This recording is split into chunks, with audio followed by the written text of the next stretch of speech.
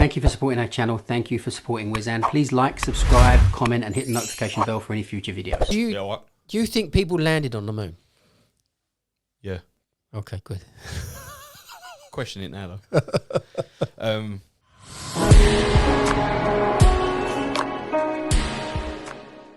Yeah, it's nice. It's nice. But I said to her, I can't. If also we're going to have children, like she wanted children, I went over. When I passed the knowledge, my mum had just passed away, so I wasn't really bothered about the marriage thing, having kids. I didn't care. But I said to her, I said, if we are going to possibly have children, I'm not bringing them up in London, and 2, it definitely isn't Croydon. So, and I'm but you're Essex born and bred. Yeah, but Essex, everywhere has got its shit. I understand, but Brentwood is notoriously known for like good schools. That's what you think about. Like when you have children, as you guys will know, it's not about you anymore. No, it's finished. It's about the children and what is best for them in your sort of opinion. If you're a good father and a good mother, you will try and do as much as you can for them. Yep. But being in Croydon, no offence, people, but Croydon is not for me. I said to my missus, would you move back to Croydon? She's like, no. Yeah, no. At the start, she struggles with the distance, because a lot of all her people, friends and family, are south, Beckenham, and all round there, South Croydon. So, but they all complain that it's an hour away through the Dartford Tunnel. I'm like, it's an hour. But because I drive for a living, it don't bother me. Yeah, but it's an hour. But it's not a nice place, is it? But even now, at the start, she was like, I'd like to go back. But Beckenham's nice though. It's a nice. Beckenham, Chislehurst. Better than Croydon. No, don't put that be in. But you know, like people in Croydon will hate this. With Beckenham, there's a particular part of Beckenham that's really nice. That's just out the bracket of what you can afford. I like that house. What's that? 800 grand. I can't afford it. Yeah. Well, on your YouTube, you must be minted. No, I don't get paid for any of that stuff. So I don't make any. Obviously, I don't because I don't do brand stuff and I don't do any advertising. I was going to ask you about that. About the advertising. Your cab is that the cab just being advertised, or is that you being advertised? What do you mean? It's Paramount, isn't it? Yeah. So Paramount Media Group are like Ubiquitous. Yeah. Ubiquitous have got the monopoly on advertising. Something's going on there yet again. Anyway, just my personal opinion. It might be real, might be not. So Paramount Media Group, it's run by 2 guys. The guy I rent my cab off of, Neil at APM Taxis in Crow Lane in Romford, and Steve Reynolds. He owns Essex Cryo Wellness. It's like like the ice chambers, like for like rest and recovery and all that recuperation. So they got a side hustle, a side business where they wrap cabs. So Neil has got 80, 90 cabs that he's got there ready to wrap. I work as an ambassador to them to use my socials and say to people, if you want to wrap your cabs or wrap cabs with your brand, your company, we got the cabs. Yeah. So then I'll put them into cahoots with each other, have a chat, and we've had quite a few sort of wraps and whatever. Yeah. When people find out how much they are, people are like, oh, really? But then when you work it out on a day basis, it's the best thing in the world. This is where I think, no offence to them, I know they don't take offence, but London Taxi PR, right?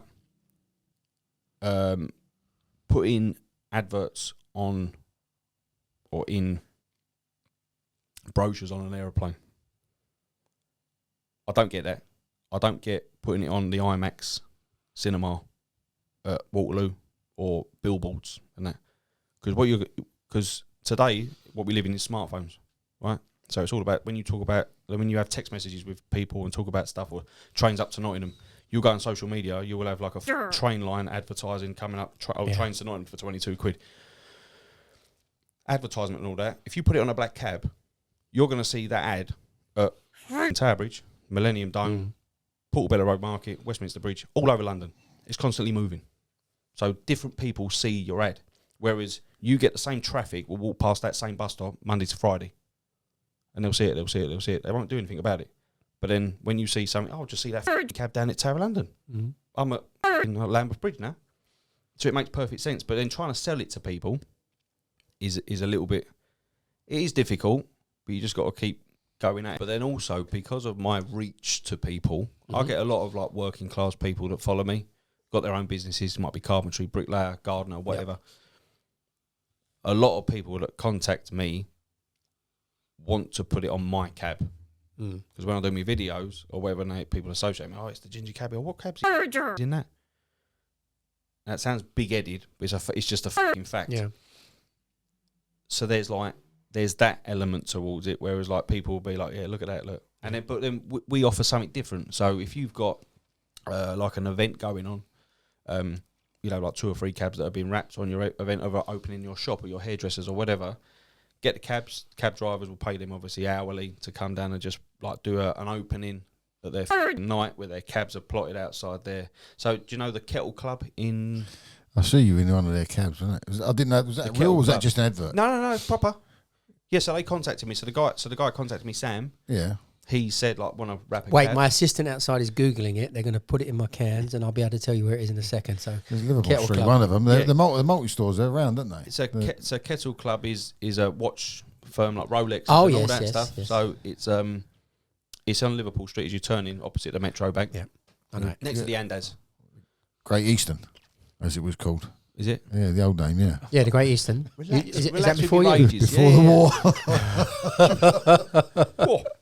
They're all before you. On the stations, all had that. The Great Eastern, Northern. Great Northern, yeah. Great Yeah. Western, that's what they was all called. Now, their names I can't even pronounce now. But that's Yeah, I know. Pointless information, but here we go. Well, not for us. I mean, no. it's Well, for the older- competitive, isn't it? For the older cab drivers. When they said you're going to go like, great days then, wouldn't they? Yeah, great days. yeah. Well, Dave's not a veteran. He's a new boy. No, You're more a veteran than Dave. I only come to 3 years ago as a cab driver. 3 years. Yeah, but that was the pension. It was me. I went. I'm going to go and do something. I don't want to drive. But you done private hire though, so you've always I was been private hire 20 doing years, stuff. lorry drivers, but also I've been driving 40 years to 31st of March. Yeah, so you've professionally been in London. town Yeah. all your life, sort of more or less. Do you know what I mean? So you see things and So when people said about points and streets, did I go and look? No, I did.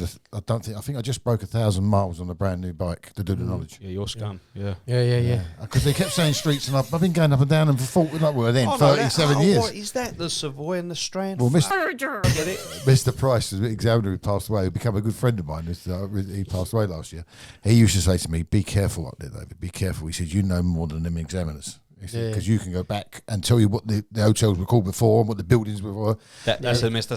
Swires, that, isn't it? Yeah. I loved it. I'm a fan of the fact that when I tell the students, you all know more than the examiners. Yeah. As soon as we put the knowledge down, you're busted. Yeah. It's like, wow, let's just drop that weight, move on. A week after they've passed out, take me from They Manor House forget Station so to Gibson much. Square, and I say, please don't ask me. I Yeah. don't want to know. And but Swires was great. Pricey was a legend. He went and died on my birthday on purpose, didn't he? Yeah. Selfish. Great show. What a nice I know. man. Cab drivers, Nice man. cab people, they're scum, aren't they? Joking, by the way. But Go on. you, I mean, there's a load of banter. It's been brilliant. But you came here to speak about the documentary Yes. that you want to do. Yes. And so I'm quite excited and interested in how you're going to go about it, what's going to happen, what's the deal. Because it's it's my own single thought process behind it. So but yet again, it comes back to the cab drivers. When I talk to some people, cab drivers, about what I want to do, yet again, it's the lack of unity. They're already telling you what you shouldn't do. Oh, God. And you're like, mate, I've got a platform, right? I want to try and use it. I want to this job's enabled me to do what I do or trying to do. Yeah. So I want to try and give a little bit back, because I don't want in 10 years' time to be like, do you know what? I wish if I do this and go there and I've not done anything for the trade, I'll have even more people hate me. Do you know what I mean? You've got to do something for the trade because you've called yourself the Crazy Ginger Cabbie. Yeah. So you're Plum. So yeah, basically, I want to do a documentary. I'm open to sort of suggestions as well. Yeah. To push it on, but like I said, I want to promote the knowledge, because the knowledge numbers are awful. Yeah. Okay. I want to try and come into maybe when you do your seminars, when you talk to the people that are signing up. Mhm. This is it, and then you used to go along the front of the Was road. you in one of those? Yeah. Okay. Yeah. In 2013, when it was in Bow. Oh, at Glenda Street. Mm. So you was in one of the big sessions. Yeah. So it'd be Yeah. like 40 people. Yeah, so you talk to people at the front and be like, what's your name? Yeah. And you used to recite how you remember their names. So I'd love to come to one of those and then sort of film it and then talk to you about it, like the knowledge and like how it's changed throughout the years and what you're looking for now and then what you should be doing on the knowledge. Talk to knowledge students that have just started, like leading up to their map test, people on their appearances, people that are going to be at the end of their appearances and like follow them a little bit, film them coming out of like the not Palestine. Baker Street. Is it Baker Street? Oh, yeah, of course it is, yeah. Baker Street. I was going to say Blackfriars then, but yeah, Baker Street. To do that, put it into different episodes, so to highlight the knowledge side of it. Talk to the examiners. So I've already spoken to the examiners about it, so I've actually got a meeting with Shennells and Whitehead and their communications team at some point, because they're up for it. Yet again, even though I swear, they're still interested in what... Can you not swear? Of course I can. I mean, I've done this whole podcast without swearing. The answer should have been really, shouldn't it? Yeah. What's the point? But yeah, so talk to the people at TFL, i.e. the knowledge. Yeah. This isn't a propaganda to slag off TFL and what cab drivers think about TFL. That's not what I want to do. I want to promote knowledge and try and get other people to do it.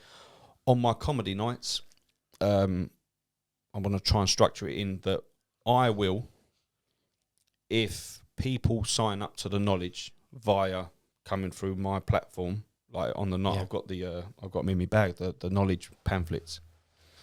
Take one of them away.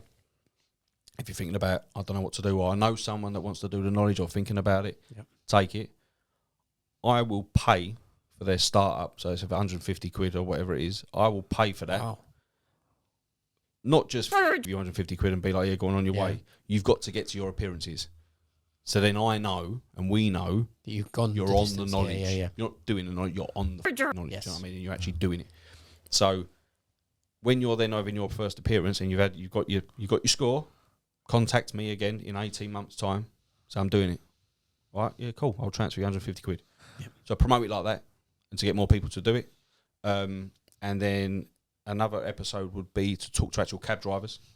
Yeah. And their plight or whatever, and where they're at with the job, new drivers towards the end. Why is it?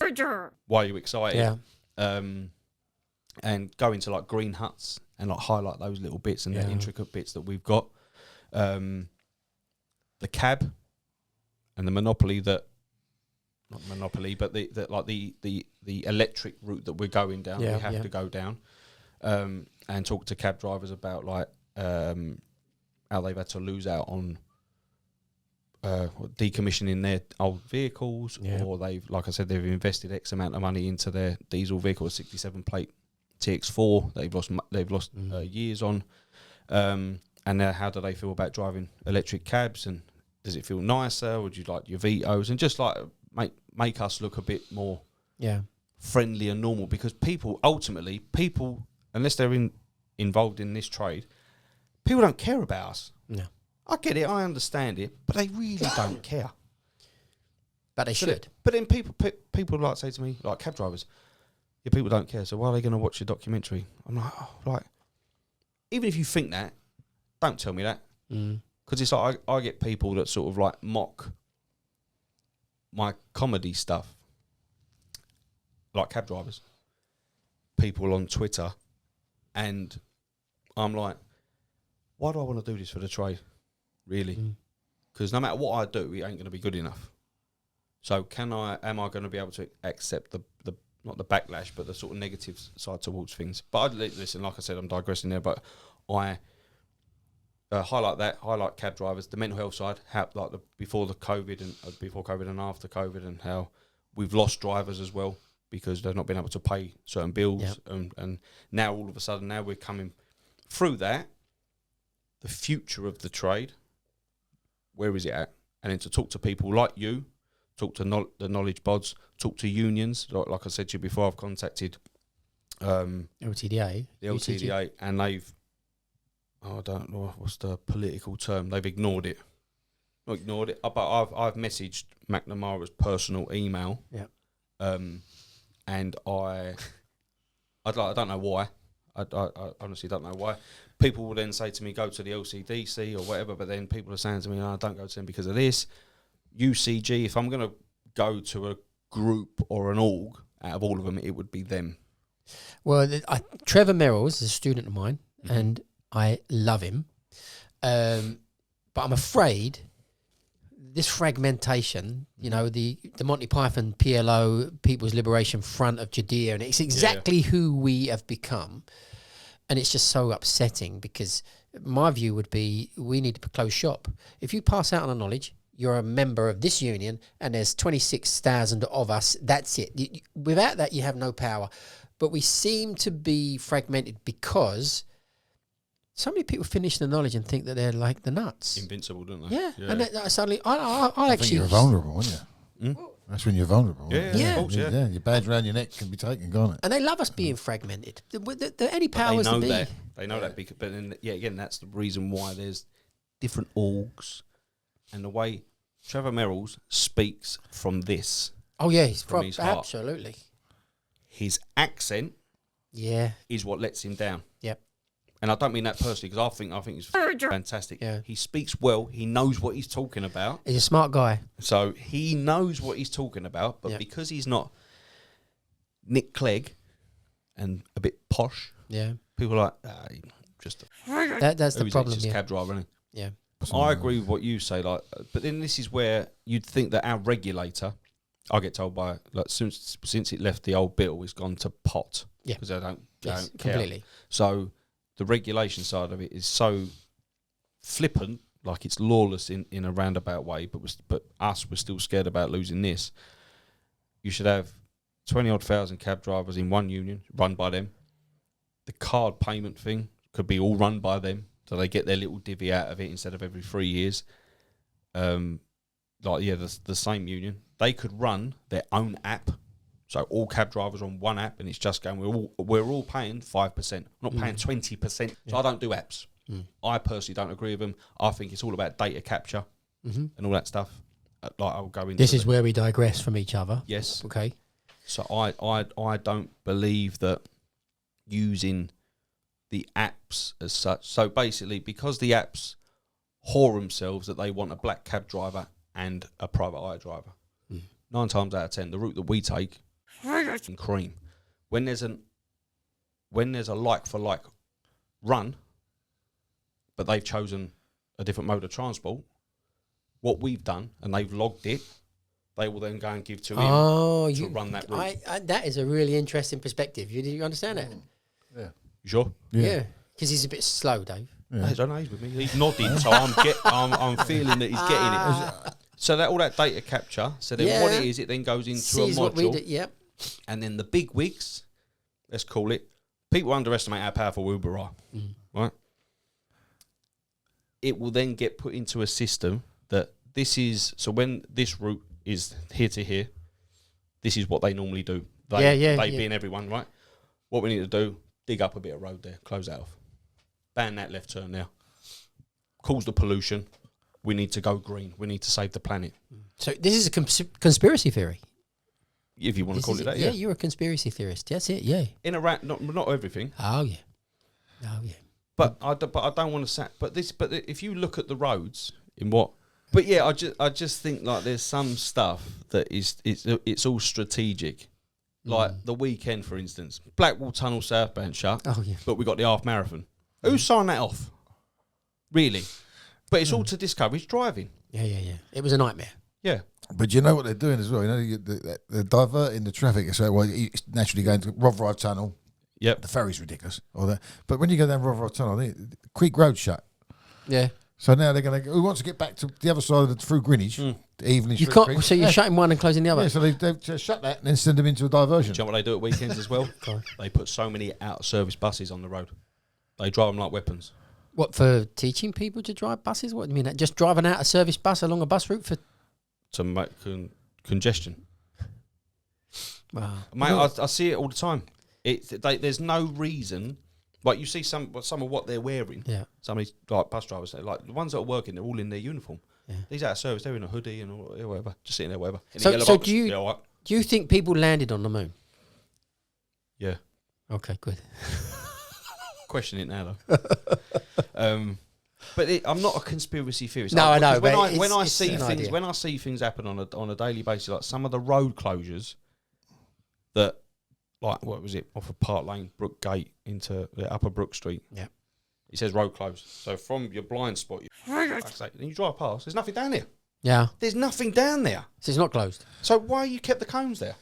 Have you seen, just only this week it came on, there was a map, and it's that, what's his name? Will Norman, who's the cyclist guy. He put a map up of all the new green cycle lanes. Here we are, what we've achieved so far. And when you look at all the streets it's on, you go like Hunter Street, Judge Street, and carry on around that we've lost. That's what they all are. Yeah. It's completely a map You have got of all the streets we lost. Of the busiest train stations in London, and you can't access them. What for? Why? Like the cycle route, like that comes down Midland Road. There's a road that comes around the back. They could have used. I can't remember what the road is. It's where the coach is there on the left. You come down Midland Road. Yeah. There's a side road that goes round The back near the library. Camley Street.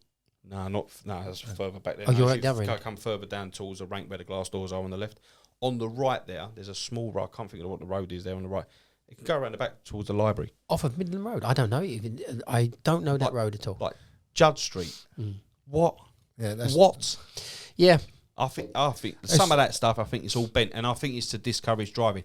My positive spin on this, and some cab drivers won't agree with me on this, my positive spin is that I think when it all goes to shit and they're just putting, like, look at Bank Junction, buses and cycles. Yeah.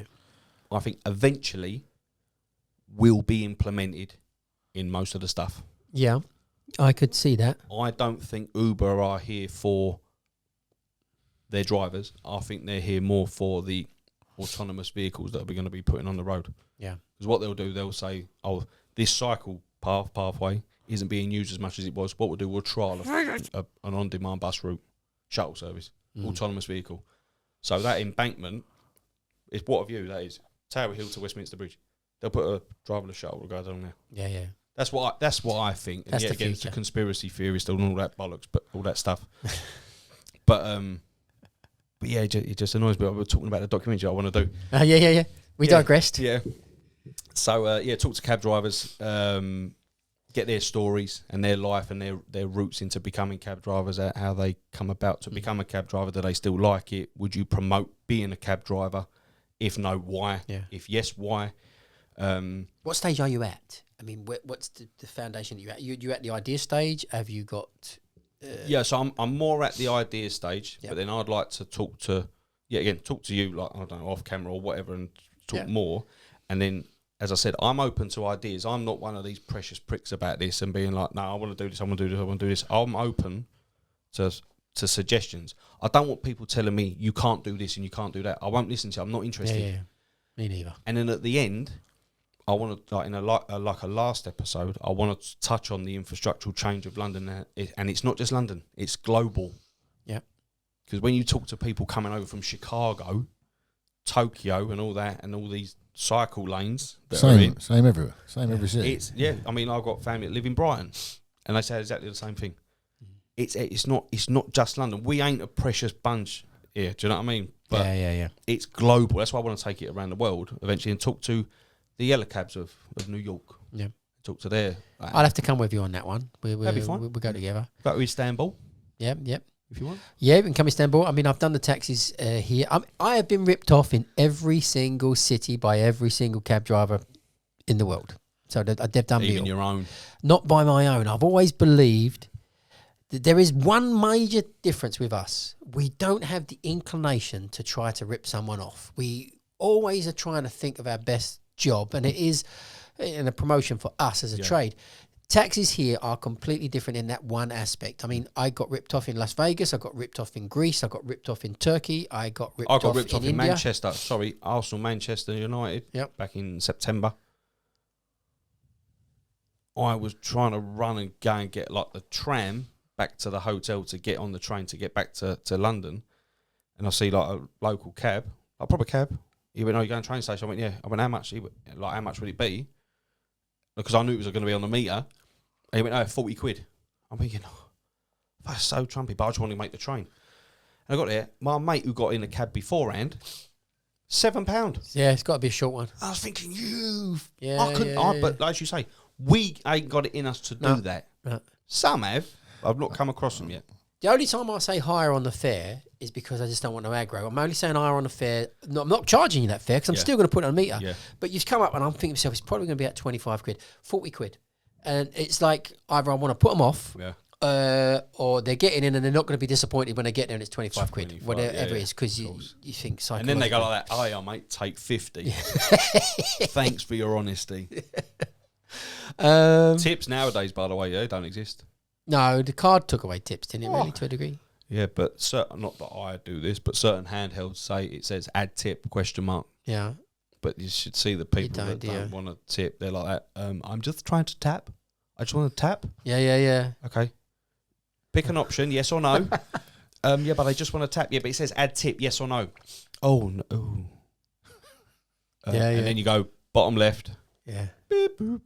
Can I have a blank receipt, please? Oh, yeah. No. Yeah. Yeah, the blank receipt trick. Yeah. Can I have a book of blank receipts? Yeah, I mean, I've not sold one for 150 quid before. Have you? No, I said I haven't. Yeah, no, but I was Do you have the option to not have the tip on when you put your money in? Do you have the option? What do you use? What system have you got in? Whatever's in the back of the cab. He's got, he hasn't got one in Mandel's. He hasn't got a handheld. No, this is in the cab vision, and when you put it, you can have. It says you can add 5%, 10%, 15%. No, it says ask them for a tip or don't ask. Okay. And if it's someone just going over the bridge to work in the mornings, I don't ask. I don't bother just going. London Bridge to Gracechurch Street. Yeah. So I can't drive any further. £7.60. I explained to people why there is you should think, why should you tip the taxi driver? Yeah. And I had one fare once, and it was 1998. It was 1998. It was £3.60. Yeah. It was about 19 miles. We done £3.60 because I was good at what I did. I knew the shortest journey. £3.60. This guy went to Moorgate, and he got out, and he gave me £4, and he waited for the 40p, which is fine. It's not though, but go on, go on. So I gave him his 40p back and he walked away. And the next minute you hear a phone ringing in the back. I've left my phone in your cab. Can you bring it to me? And you think, you're the guy who just waited for his 40p. And for 40p, I would have took the phone. I'd have got to Moorgate and I'd have dropped it off at your office. It would have been no problem at all. But right now, it for you and everything. Now it's in Baker Street. And now it's going to get me 75 quid or whatever. Yeah, there's a commission, and it goes to the charity, to the police. I've never collected any of my lost property commissions. They all go to the police charity if you don't collect anything. Mm-hmm. So then I thought that's why you maybe want to tip the taxi driver, not for the fact of the route or whatever. You get out of a cab, the amount of things that have been left in cabs. The best one that I've had, I had a lot of man bag, but you know where you hold your like passports in and all that. It's a Ziploc Louis Vuitton. Dropped this couple off to the hotel on Berners Street or Newman Street, whatever that is. It was a paint factory, the paint shop. Anyway, someone else got in the cab, and then I'm in South London, in Camberwell, and I was like, "Oh, this is in the back. It's black because you couldn't see it. It was on the floor." And they passed it through to me, and I was like, "Oh, it must be the ones from the previous job." So I turned my light off, drove all the way there. And when I say turn my light off, I was running the meter because it's like, you've got to pay me fare. Yeah. Whatever. So I got there, parked up, and I had it in my pocket. And then a doorman come up to me and I said, I had my badge, and I said, some patrons left their stuff in the back of the cab. Oh, come with me. Took me through, they was having dinner, and then like the woman sitting there crying. Oh, dear. Italian couple. And he was like, Mamma mia, and all this Italian stuff. And I'm like, you know what's going on here? He came up to me, he gave me €350, and he said, thank you. And he said, in there is a diamond ring. He said, I'm going to propose to my to my girlfriend, tonight. And he said, thank you very much. And he cried and he shook my hand and everything. And I was like, I didn't want to take the money. No. But he did. And I felt really bad because it was like £32 on the bit. And I was thinking, I've just made his life here. But he gave me €350. Did you ask him for the 32 when when he gave you the 350, it's 32 quid, so it's 382. The exchange rate worked out in my favour just at that point. But I thought, they're the nice stories, because proper people are going to pay you. I remember a geezer I dropped off of Walton Street off of Cadogan Gardens, Walton Street. Yeah. He left a folder in the cab, and then I'd gone back before to drop it off, and he wasn't there. So then I kept this fucking folder in my cab for like 6 months, every now and again. And I hadn't gone past there for ages. You know, it's like you don't want to turn your life because I'm turning down work and all that, being greedy. I was on his road. I thought, fuck it, I'll just pull over.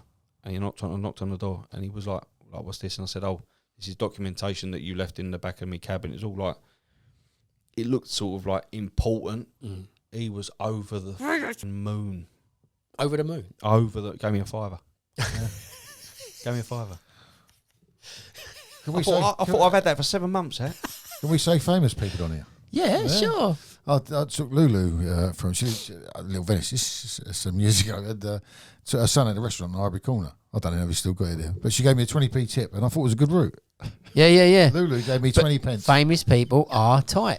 20 pence Famous from people Lulu. are tight. Yeah, they are tight. I'd Chris Eubank in once, £4.20. He was trying to tell me how to drive up Yeah. Grosvenor Place. Eubank's terrible as a customer. £4.20 we went, and he gave me £3. So then I took a picture with him. I said, do you mind if I have a picture? You charge for a picture? No, because I've heard that story before. Yeah. I said, do you mind if I have a picture? And he's like looking over to the side, and I'm having a smile, and I posted it up on my socials. I went, just met Nigel Benn. What a lovely fella. Look at Divs with no personality. You know like it's that. not Nigel Benn. It was Chris Eubank, you dick. Yeah. Like, go away. Yeah, great. Good stories. I've done that similar kind of gag. I always like a man of your calories rather than a man of your caliber. So you put it on Twitter and you say something like, well, I would have expected a man of your calories to know better than that. And the Yanks come back like, you do understand it's caliber. It's caliber. Yeah. And you you think like, oh yeah, it's much more funnier when you say calories, but if you want to say caliber, it's okay. Yeah. We've been just rabbiting on them. I mean, and we've got your thing in about the documentary, and I'm interested, and I will help you, Aaron, as much as I possibly can. I love the way he does everything twice. It's automatic now. We'll do it on my next video in the cab. He ain't done everything twice. I'm going to have a nightmare, but I'm going to do what you said. You're going to enjoy this edit, though, aren't you? It's going to be hard. It's going to be hard. It'll be out for Christmas, this one. Yeah. Have you ever thought, not that you don't, I say you don't need to, but yeah, we do, because we need the numbers on the knowledge. You ever thought about wrapping the cabs? No, I don't like to get. I'm really, really happy, and really, I do this for fun. I don't need. You're a bored millionaire. Kind of. Yeah, that's fair. And I had one question I did want to ask you. I saw on one of your podcasts, the guy asked you, who's your favourite comedians? And I thought, no, not favourite. Who's the comedian you don't like?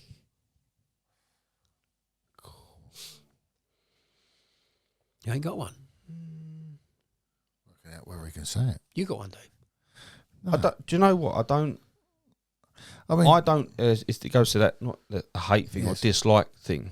It's the one that I don't really get. It's not my really cup of tea. Who's not funny? I mean, a comedian has to be funny. Oh yeah, no, he's funny in his own way, but for me, it's Michael McIntyre. I'm thinking myself, I should say it to you. Michael McIntyre is the most unfunniest comedian. I watch him and I think I don't get it. I just don't get what people, maybe because he's posh. Possibly, but he doesn't appear. But like Mickey Flanagan, to me, he's up there. Yep. Along with Ricky Gervais. Yeah, yes, that's what you said. I mean, now I would have agreed with you on both of them there.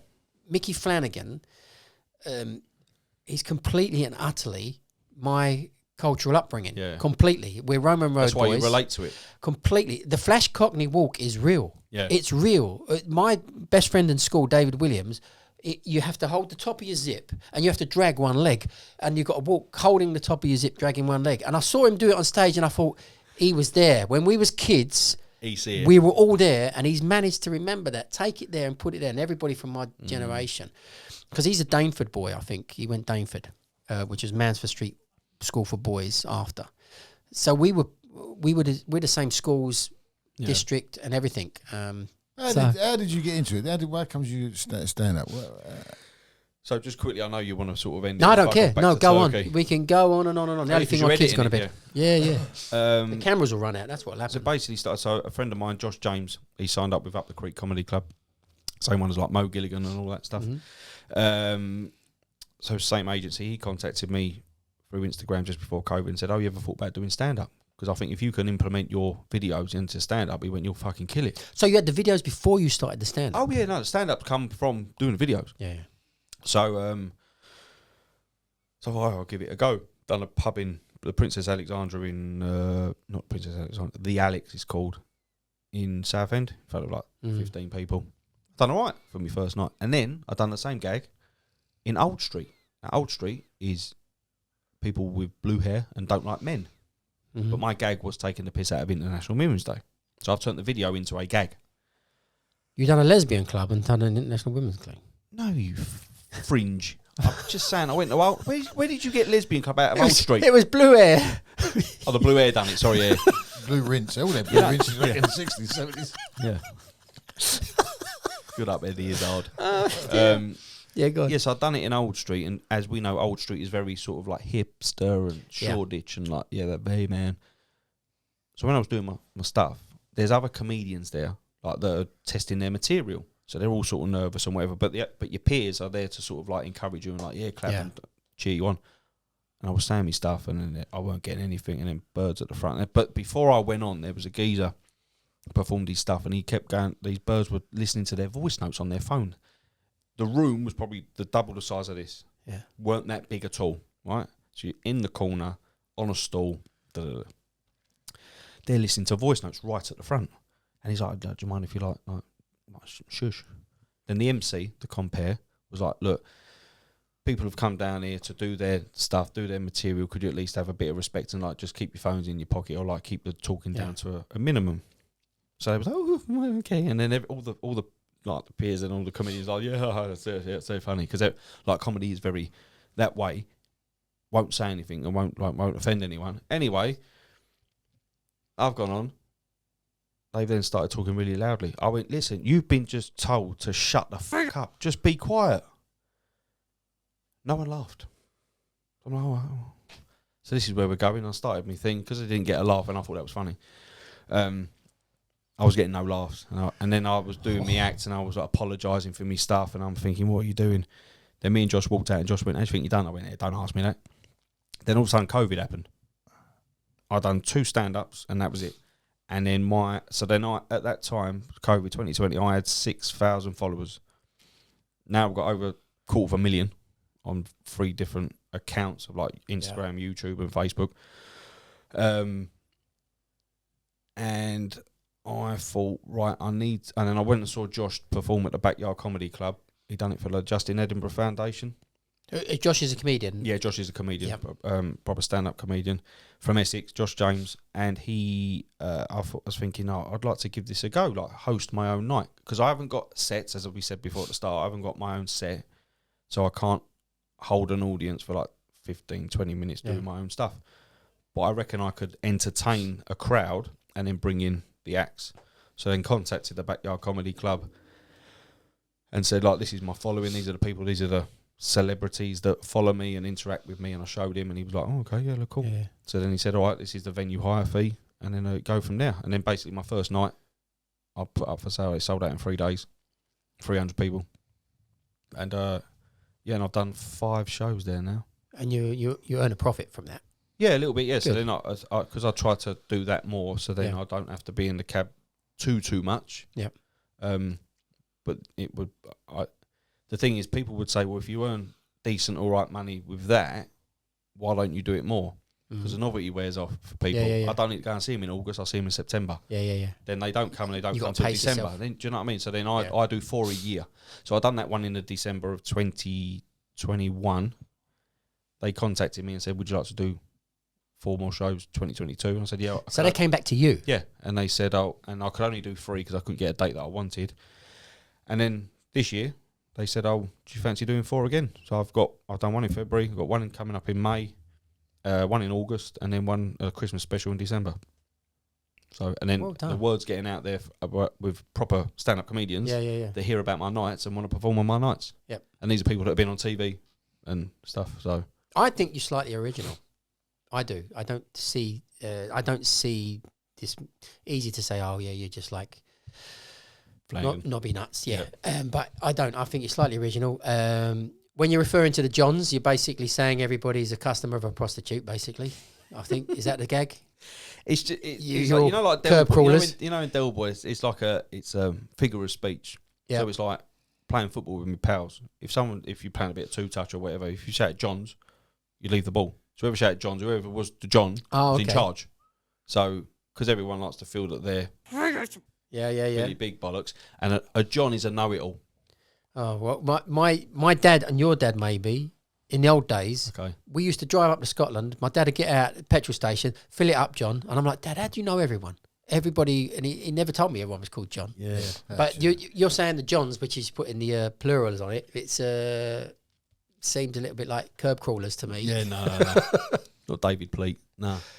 But that's all it is. So but now everyone will shout, right, John, John. And if people show me their screenshot their group messages on WhatsApp, they've called it the Johns. Yes, and things like that. I think it's great, brilliant. Your thing actually is, what I gather, it's I'm going to go to your show and I want him to dig me out. Yeah, gotcha. I want him to dig me out. 100%. People like I've had acts that have gone on, they've smashed it, and when I talk to them in like they call it the green room, in the little hut, like the room behind the curtain, they're like, all this crowd wants is for you to take the piss out of them. Yeah, that's all they want. Yeah, and I walk out the legend, don't I? He dug me out. He dug me right out. Like there was a geezer that you know Aquaman. Yeah, seen Aquaman? Yeah, the big beautiful geezer. Yeah. Beautiful geezer. Massive muscles. Yeah. There was a geezer in the crowd, and he had like long hair, all done up in a plait and a designer stubble, like fat and whatever. Had like nice earrings and like well dressed. I called him Fat Aquaman, and I just called him Fatquaman. But he come to the show after, and everyone's like, "Oh, it's Fatquaman." So he's got his own. His own show now. He's bigger than you. Yeah. So I enjoy it. I really do enjoy it. The adrenaline after. I mean, we got the You know, you have your routine after an appearance. You go and do the same thing or whatever. Yeah. So me and my father-in-law, we go down to McDonald's on the A13 on the way home, plot up there and just chill out and just stuff our face with McDonald's. That's your routine. It would be. Mine would be like a cognac or something. Like I drive to my appearance, to my gigs. Yeah, because I have to get in the zone, and I panic and I get sweaty hands, and I walk in, and everyone's like, "Can I have a picture? Can I have a picture?" Yeah. I'm like, just fucking leave me alone. This is my. But I go into massive like thing with anybody who criticises someone's. You have never stepped in front of an audience, and you do not. Anybody who does it needs respect. I look at comedians, and you can see him dying. You can see it thinking, and I don't feel terrible for him. I think, wow, it's bravery. Yeah, and sure. I wish you massive success because I actually quite like it. I can see where it's going to go. And when I come to your gigs, I will buy my tickets because I'm a believer in if you support something, you buy your tickets. You don't ask for free tickets. But I want to be dug right out.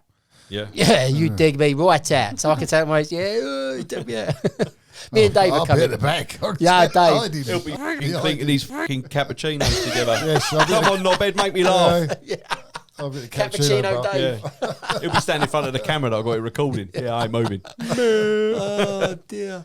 Yeah, you've not done any Bosches. You've not done any Johns. Nah. The whole thing. And it's a character. Yeah, it is a character because I saw you on the posh videos. You're actually a posh guy from Essex. It's all fake.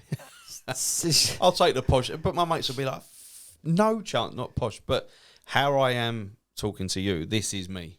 You're educated. I've seen so many things that you've said today. Apart from the conspiracy stuff. No, I liked it. I was trying to crack my own jokes, and I'm an amateur comedian, not a professional, and I think when you're in the presence of a professional comedian, which you are now. No, I thought you were very brave telling that story. I thought I went, oh. Well, it's a true story. It's true. It's like you've got to. Yeah, we've all got loads of true stories, but you're going to say them in front. Well, I thought to myself, no, you can't. I'm not going to put it in. I'm not going to include it. But I want to hear one day someone employ that on stage because. What about the food poisoning? Yeah, no one's picked up on it. No one cares. It's like the trade. No one cares. I had loads. I was thinking to myself, you should start telling jokes. He's coming. He's a pro. You tell jokes. But the thing, I'm not the like the Tommy Cooper one-liner stuff. That's not me. I observe, and then I'll have the little. When I had a crash on the way here, and as I crashed into the guy in front, the geezer gets out, then he's only a midget. He walks up to the cab. He said, "I ain't happy." I said, "What one are you then?" Big ginger fella stood out in front of the cab, and he stopped me in Oxford Street, and he comes to the window. He says, "I want to go to Crystal Palace." And he says, "You guys never stop for me." I said, "Well, I'd have stopped for you. Why would I not stop for you?" He said, "No, you look at the way I'm dressed and you always ignore me." I said, "Honestly, mate, I'd have stopped for you. Get in." He gets in the cab. So he wants to go to Crystal Palace. I'm just about Oxford Circus. I think, well, okay, I'll go down Regent Street. So I'm going down Regent Street. And as I'm going down Regent Street, an old Bill car comes right up beside me with its lights on. And the old Bill's looking at me. And I think, what's going on here? And as he does that, a big parcel comes through the partition window, lands in the luggage compartment. I'm thinking, where that? And as I look back, the old Bill puts its lights on and shoots off. And I think, oh, shit, this was wrong timing. So I said to the geezer, like, what did you just throw through the window, mate? What's through there? He said, "Listen, driver, I'm going to give you one piece of advice. Just mind your own business and carry on driving to Crystal Palace. You've got one job to do, just do it." And I'm thinking, oh, what am I going to do? So I'm driving down towards Westminster and I think, listen, mate, just tell me what's in the package. Have it back. Just take it back. He said, "You just fucking mind your own business. I just told you, didn't I?" And I think, okay, Kennington. We'll go down Kennington Road. I'll get to Kennington Police Station. I'll pull over. As I pull over Kennington Police Station, my old cab, you know, the ones the windows don't go down, he was a big guy like you, and he limboed out of the window and just bolted because I've stopped at the police station and then just ran off. And I thought, you know, well, that's a bit of luck. That was it. And I just drove on, carried on with my night. To Crystal Palace. Well, no, I went back. Mind your own business. Beat that bit out. Classics. What you got, Dave? Nothing. Ken Dodd joke. I was out. I've got a picture on there of me and Ken Dodd when he was a lovely Your fella. battery's gone on your phone anyway. Has it? And